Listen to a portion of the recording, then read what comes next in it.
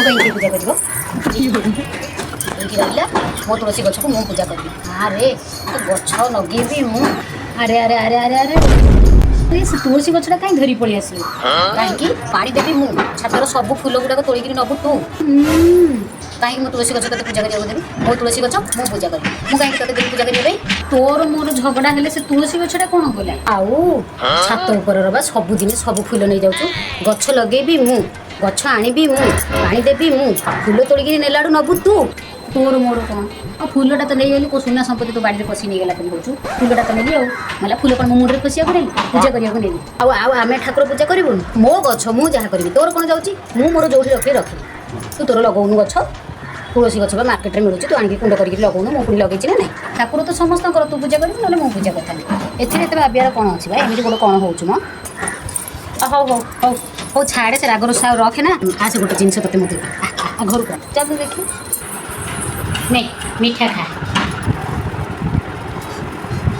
ହଁ ଇଏ କ'ଣ ଖାଲିଟା? ଆଉ ତୁ କ'ଣ ଭାବିଥିଲୁ ଆଇନେ ତତେ ବଡ଼ ବଡ଼ ଗୋଲାପୀ ଜାମ କିଲେ ରଖିକିରି ଦେବି ତୁ ଖାଇବୁ? ଆରେ ଚିହ୍ନିନୁ ମତେ ଏବେ ଥଟ୍ଟା କରୁଛୁ? ଘରକୁ ଡାକିକିରି ମିଠା ଦେବୁ ବୋଲି କହିଲୁ, ଏଇଟା କ'ଣ ଖାଲିଟା ଦେଲୁ? ଆଜିକି 15 ଦିନ ହବ ତୁ ଗଛରୁ ଫୁଲ ନେଉଛୁ ହେଲା। ଫୁଲ ମୁଁ ଗୋଟେ ହେଲେ ପୂଜା କରିବାକୁ ପାଉନି। ଆଉ ଗଛ ଲଗେଇବି ମୁଁ, ଫୁଲ ନେବୁ ତୁ?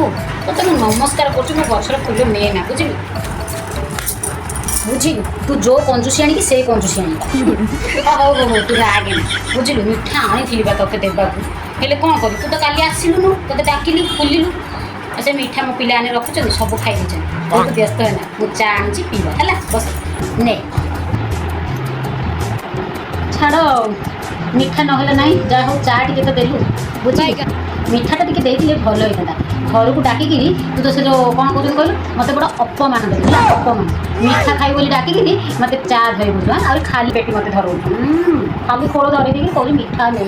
ସତଦିନ ମୁଁ ମିଠା ଖାଇନି। ସାହି ପଡ଼ିଶାରେ ଏମିତି ହୁଅନ୍ତି ହେଲା। ମୋ କଥାକୁ ତୁ ଧରେ ନା ବା। ମୁଁ ତୋତେ ଫୁଲ ନେବା କଥା କହୁନି ଯେ, ହେଲେ ତୁ 2ଟା ଫୁଲ ନେଇ ଆଉ 2ଟା ଫୁଲ ମୋ ପାଇଁ ରଖେ। ଯିଏ ଗଛଟା ଲଗେଇଛି ତାର ପୁଣି ଫୁଲଟା ଦରକାର ହେବ ନା ନାହିଁ? ତୁ ଯଦି ସବୁ ଯାହା ଫୁଲ ନେଇଛୁ ମୋ ମନ ଖରାପ ହେବନି? ଦେଖି ମୁଁ ଗଛ ଲଗେଇଲି ନା ନାହିଁ, ଗଛକୁ ଯତ୍ନ ନେବି, କୁଣ୍ଡର ଯତ୍ନ ନେବି, ମାଟିର ଯତ୍ନ ନେବି, ପାଣି ଦେବି, ସବୁବେଳେ କରିଥିଲି। ଗଛଟା ସୁନ୍ଦର ଦିଶିବ ବୋଲି ମୁଁ ଫୁଲଟିଏ ରଖୁଛି, ତୁ ସବୁ ଫୁଲ ଧରି ପଡ଼ୁଛୁ। କହିଲେ ତୁ ଝଗଡ଼ା ଲାଗୁଛୁ। ସାହି ପଡ଼ିଶାରେ କ'ଣ ଏମିତି ହୁଅନ୍ତି? ମିଶିକିରି ସବୁ ରୁହନ୍ତି ନା।